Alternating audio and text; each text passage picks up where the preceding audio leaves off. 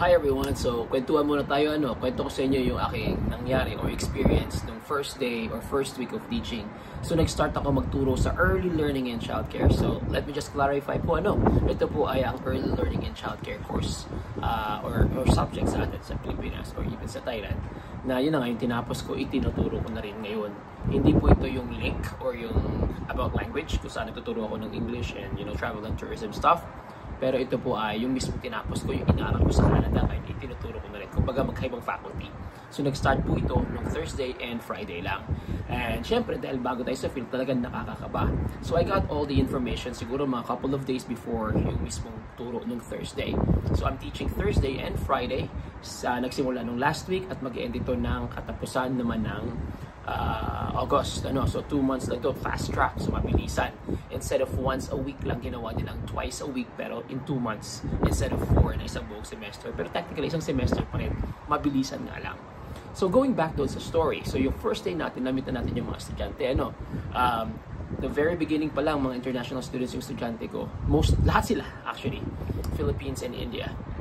And medyo syempre talagang inamin ko lang, nagpakilala ako na I'll be your instructor, my name is ganito ganyan. Please bear with me kasi bago lang din ako sa field. In fact, I just graduated last month. So natapos ko yung program ko ng April this year, pero yung convocation or yung umakit ako sa stage para kuhaan yung diploma was only in June 3. And then the next day, doon pala ako nakapag-start ng full-time job in early learning and childcare sa daycare talaga. So I'm handling currently out-of-school care and kinder. So yung kinder ko, mga around 6 years old, 5 years old yan sila. And then yung out-of-school care ko is from, meron ako hanggang grade 4 or grade 5. So yun yung mga tinuturuan ko currently at the moment. At the moment. Ayun, going back sa story, sabi ko talaga, pasensya na kayo. There might be some instances na I won't be able to provide in-depth analysis or even support dahil bago rin ako sa field, but I'll try my best na mabigyan kayo ng knowledge and hopefully guide you rin along the way para mabigyan kayo ng support in terms of navigating your way around as an international student transitioning into an early childhood educator in the future. So may ganung factor. But then habang nagkasalita ako, may mga moments na yung topic, may mga parts doon na parang hindi ko talaga maintindihan. Parang nakalimutan ko na, tapos ang hirap i-deliver. So yun, nahirapan na talaga ako. Tapos meron naman ding ibang parts doon sa topic na alam kong kaya ko pang dagdagan, pero parang ang hirap pa rin dagdagan. Alam mo yun, parang talagang nag-stutter na ako. Tapos I felt my knees were shaking din. And sinabi ko yun sa kanila at the end of yung klase namin na yun. Okay naman, sinabi ko, how's my teaching? How do you rate my teaching? Sinabi ko at the end. Tapos natatawa sila, sabi nila, okay naman daw. So they were giving me that assurance na okay naman, and then some of them were actually joking na 10-10 daw, pero for sure hindi yung 10-10. Naawa lang siguro sila sa akin, or nice lang din sila. But then I've got this opportunity na makausap yung Filipino na nag-iisa, na sinabi niya sa akin na it was okay din naman. In fact, she said she didn't notice na na kinakabahan ako. Sabi ko yung stuttering na part, talagang kinakabahan ako. Sabi niya, she thought na parang part lang daw talaga na nangyari yun, pero hindi niya siya aware na kinakabahan talaga ako na to. Kumbaga parang hindi halata. May mga moments na parang nawawala ako ng konti, pero nahahabol ko naman daw. And the moment na mag-explain ako, nasusundan naman daw nila. So everything was cool. I just felt like a little bit awkward yung moment na yun kasi syempre first day. Pero, I took those information from them, yung mga feedback nila as a compliment, and it strengthened me na gawing mas better yung the next day, yung Friday. So, nung Friday, kahapon, syempre, pinaganda ko yun. So, nagbasa talaga ako ng todo, nag-research ako, and then yung mga ibang terms na medyo hindi ako sure, pinag-search ko na rin para makadagdag tayo ng input sa discussion. And then, this comes Friday na nga. So nakita ko yung mga familiar faces and all that. Then all of a sudden may pumasok na isa, local siya, Canadian, puti. And then she sat somewhere by the left side. And kumbaga tahimik siya. So I asked her kung doon siya baka naligaw, and then sabi niya yes kasi daw yung kanyang original class was cancelled. Gawa nga na yung teacher nasa bakasyon, and kumbaga nagkaroon ng medyo problema sa pagdating sa scheduling, no. But anyway, nasa akin na siya. And then sabi ko sa kanya na, ganoon din, similar na sinabi ko sa mga naunang grupo nung Thursday. Sinabi ko rin sa kanya na, I'm new, please bear with me, ganyan. So yun. And then, I felt na, nung second day na yun, nung Friday, I felt mas komportable ako, mas na-deliver ko ng confident ako, I think. At may mga nadagdag na ako, mga kumbaga, input doon, hindi lang sa kung ano nakikita nila, but nag-share din ako ng mga personal experience ko. And I think it made a lot of difference talaga. Kumbaga, mas na-appreciate nila yon. And so, nung natapos yung klase, umalis sila, sabi nila, they thought it was good, at na-enjoy naman nila yung klase.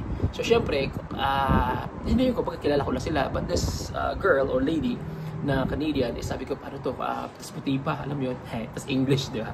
So, kumbaga lumabas siya, and then, nasa labas ako, break kami. Napadaan siya. Ay, tapos na pala yung klase, nung tapos na nasa labas ako, nauna ako lumabas na kumbaga, uminom ako, kumuha ko ng tubig pala. Nag-refill ako ng water bottle. Then, siya para palabas na. Paglabas niya, nakita niya, sabi niya, hello, sabi ko, hi. Kaya usap kami ng saglit, and then sinabi ko sa kanya, feedback a little bit, sabi ko, what do you think? Sabi niya, well, I think it was good. You sounded so professional, you sounded like confident naman, and you sounded knowledgeable then in terms of delivering your topic.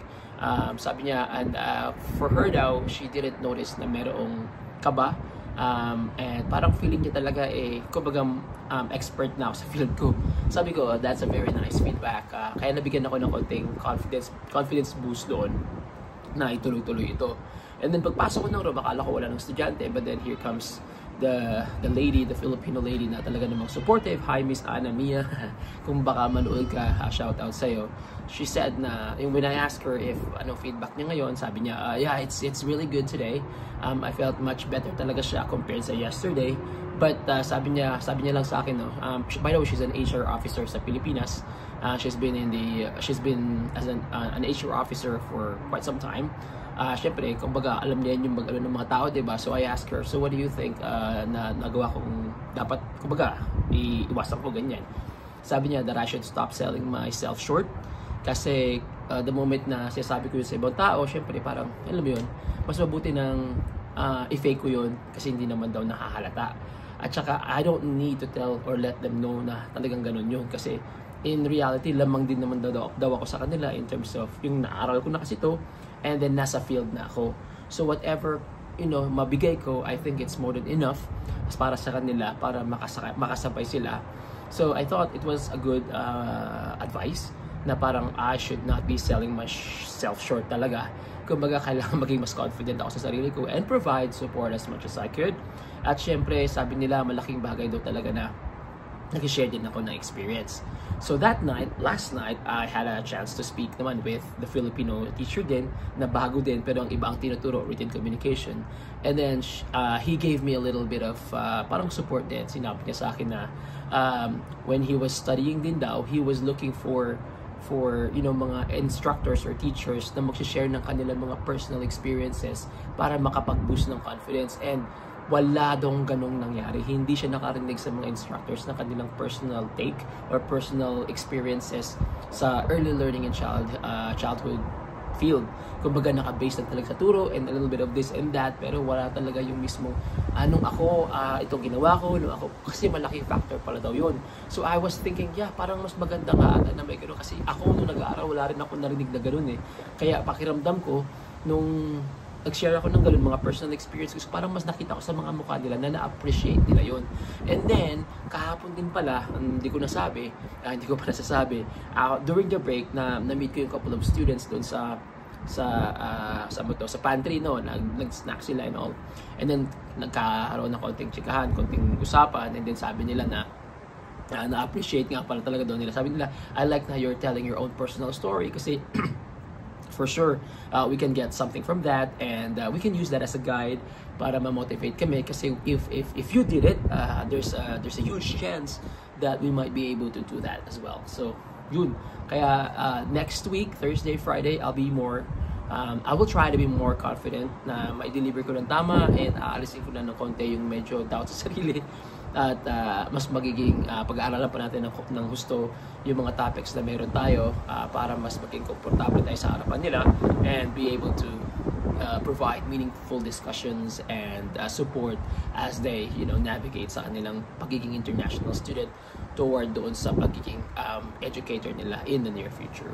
So yun lang naman guys, just sharing, and I hope you did or you got something from this video din na I don't know, for some reason baka helpful din, yun lang, wala na akong masabi. Thanks very much, have a great day, bye.